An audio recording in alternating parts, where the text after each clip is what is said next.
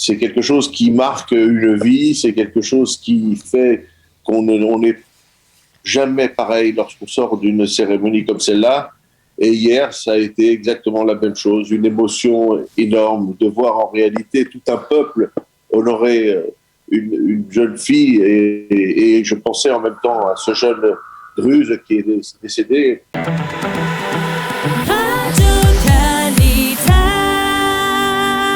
Et nous sommes en ligne avec Gilles Taïeb. Gilles, bonjour, Boker Tov. Bonjour Daniel. Alors je rappelle à nos auditeurs que vous êtes le vice-président du CRIF, du Fonds social, et que vous êtes le président de l'APSI Keren Or, qui a un lien indéfectible, extrêmement solide depuis de nombreuses années avec l'armée israélienne, avec les forces de sécurité israéliennes. Vous étiez en Israël ces derniers jours et vous avez assisté hier aux obsèques de Shirel Aboukarat, Zichrona Livracha, cette garde frontière, cette soldate des unités de garde-frontière qui a été assassinée avec un garde-frontière druze, Yazan Falach, avant-hier soir à Hadera. Alors, d'abord, racontez-nous comment vous avez, ce que vous avez vécu hier après-midi, et donc aux obsèques de Shirel. Vous savez, ça fait maintenant plus de 30 ans que j'ai ce rapport avec les forces de défense israéliennes, et malheureusement, j'ai été amené trop souvent à me retrouver dans le cimetière militaire pour honorer la mémoire de nos défenseurs, de ceux qui donnent leur vie pour que ce pays reste ce qu'il est. Et c'est quelque chose auquel on ne s'habitue jamais. C'est quelque chose qui marque une vie, c'est quelque chose qui fait qu'on n'est jamais pareil lorsqu'on sort d'une cérémonie comme celle-là. Et hier, ça a été exactement la même chose, une émotion énorme de voir en réalité tout un peuple honorer une jeune fille. Et je pensais en même temps à ce jeune Druze qui est décédé, pour lequel il y a eu l'enterrement hier aussi.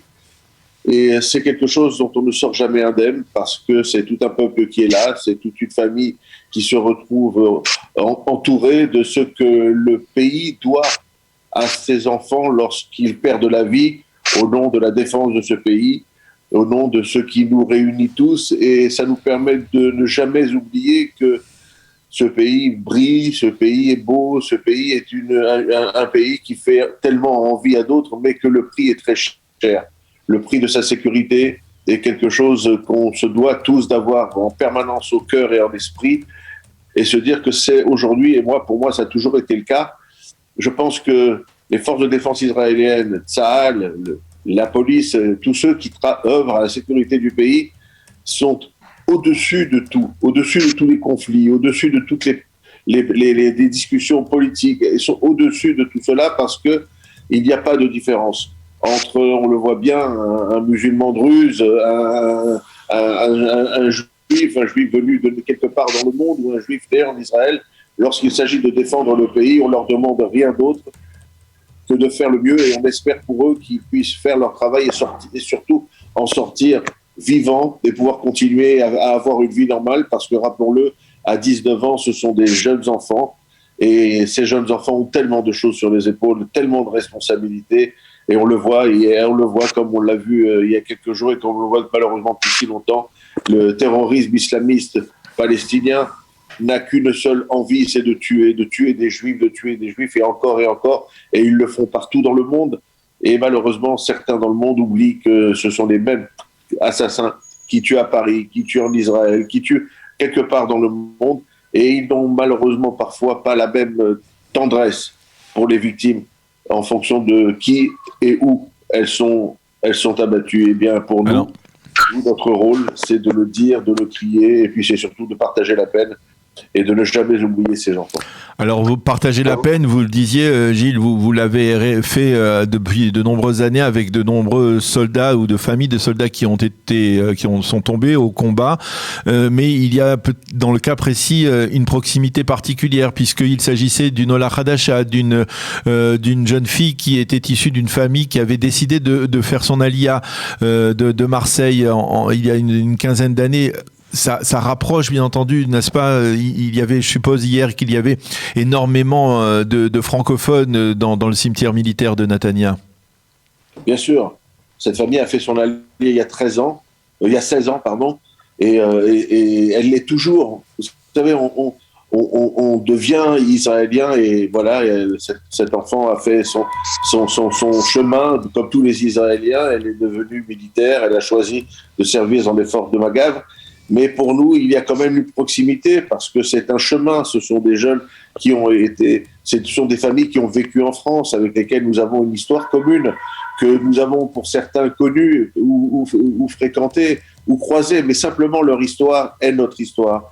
Et lorsque l'on voit, et on sait le travail que vous faites sur la Aliyah, lorsqu'on voit ces familles qui viennent avec cet amour du pays, avec cette envie d'y vivre et d'y voir grandir leurs enfants, eh bien, lorsque une de ces familles est touchée, ben nous sommes tous touchés parce que c'est une tache de sang que nous voyons apparaître sur notre nationalité, sur notre origine, et puis surtout sur ce rêve sioniste de la Aliyah que les ennemis d'Israël voudraient nous voir oublier, auquel ils aimeraient nous voir renoncer.